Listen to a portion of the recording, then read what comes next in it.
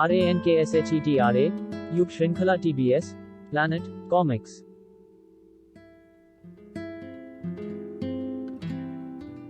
अंततः युग को दिव्यास्त्र मिल चुके थे और अब शाक्यसूर से बदला लेने का वक्त आ गया था। ये दो योद्धाओं के रण में मिलने का आखिरी वक्त था। रण क्षेत्र चक्रगढ़ युग। रानी मीनाक्षी से मिलने पहुंचे कैसे हो युग? हमें उम्मीद है तुम चक्रगढ़ में अपने निवास के दौरान आनंद ले रहे होगे। मैं आपके आदर सत्कार से बहुत युग। तुम 2 दिनों के लिए और हमारे मेहमान बने रहो। चक्रगढ़ के लोग तुम्हें सम्मानित करेंगे और वो तुम्हारा आभार भी व्यक्त करना चाहते हैं। जैसा आप कहें महारानी। उसी दौरान शाक्यसूर के दरबार में वेदिराज, तुमने मेरे लिए हर युद्ध जीता है, तुम्हें मैं ये सेनापति का ताज पहनाता हूँ। हमारा अगला लक्ष्य चक्रगढ़ होना चाहिए। अगर हम मृगांक हासिल कर ले तो हम अजेय हो सकते हैं। चक्रगढ़ बहुत ही शक्तिशाली राज्य है। हमारा काफी साधन युद्ध में। मैं तुम्हारे सुझाव से प्रसन्न हुआ प्रधानमंत्री। चक्रगढ़ को अभी प्रस्ताव भेजो। जी महाराज। चक्रगढ़ राजकुमारी जी, आपने मुझे बुलाया। मैं तुम्हें धन्यवाद करने आई हन युग। तुमने हमारे लोगों को कृतासी रोग से उबारा, वो मेरा फर्ज था। अगले दिन प्रातः किसानों के महोत्सव के पश्चात ये कंबल चक्रगढ़ राज्य की तरफ से तुम्हारे आभार में युग। धन्यवाद महारानी जी। मीनाक्षी युग और कुछ राजदरबारी उत्सव का आनंद ले रहे थे। तभी एक सैनिक ने प्रवेश किया। महारानी, भव्यनगर से एक अग्रदूत आया है, उसे अंदर भेज। महारानी, भव्यनगर के राजा शाक्यसूर की तरफ से प्रणाम स्वीकार करे। मैं आपकी पुत्री और राजकुमारी नेत्रा से अपने विवाह का प्रस्ताव भेजा है। ये 2 राज्यों के बीच इस तरह के विवाह के द्वारा संबंध आम है, लेकिन इस तरह के फैसले जल्दीबाजी में नहीं लिए जाते।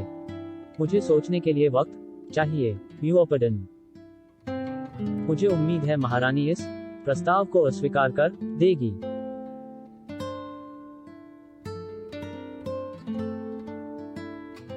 हमें इतना पता है कि शाक्यसूर अपना राज्य चारों दिशाओं में बढ़ा रहा है। हमें उसके बचपन के बारे में कुछ नहीं पता, कैसे उसने अपने राज्य का विस्तार किया। मंत्री जित जो आज्ञा महारानी।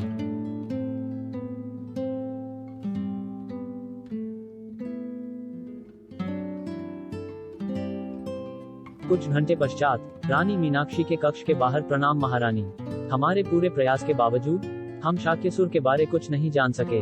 19 शाक्यसूर अपने क्रूरता और भयानकता के लिए प्रसिद्ध हैं। भव्यनगर के लोगों पर इसके सैनिकों के द्वारा किए गए अत्याचारों की वजह से शाक्यसूर को सबसे अत्याचारी शासक माना जाता है। मैंने प्रस्ताव अस्वीकार कर दिया है। सभा में सभी को बुलवाओ।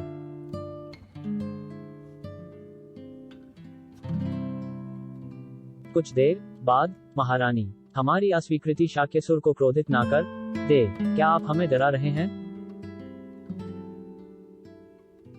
हमें अपने दुश्मन को कम नहीं आंकना चाहिए। क्यों ना हम अपनी राजकुमारी नेत्रा का विवाह युग से करा दे? वो उनके लिए एक उपयुक्त चुनाव है। उसने कई बार अपने आप को साबित। मैं आपकी बात से सहमत हूँ। मैं कल ही युग से बात करती हूँ।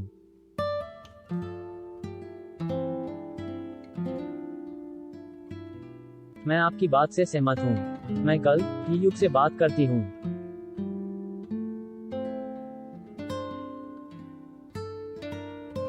अगले दिन किसान महोत्सव। इस महोत्सव का नजारा तो अद्भुत है।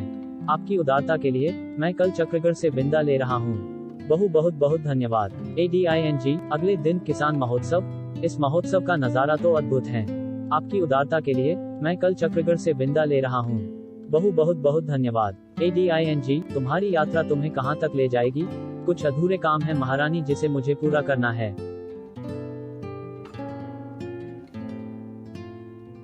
तुम्हारी यात्रा तुम्हें कहाँ तक ले जाएगी? कुछ अधूरे काम है महारानी, जिसे मुझे पूरा करना है।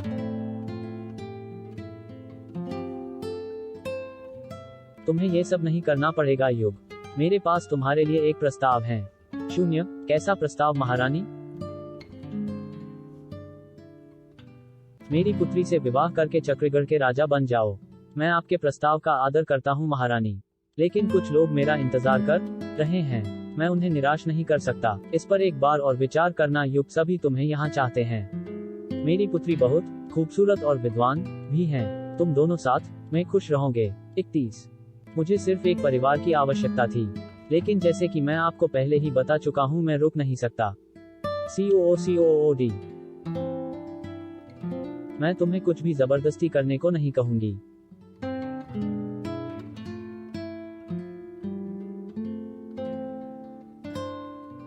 कुछ देर बाद नेत्रा, हमें भव्यनगर के राजा शाक्यसुर से तुम्हारे विवाह के लिए प्रस्ताव आया है। वो क्रूर, मैंने मना कर दिया, पर कुछ और भी हैं जो मुझे तुमको बताना है। हाँ, माँ पूछिए ना।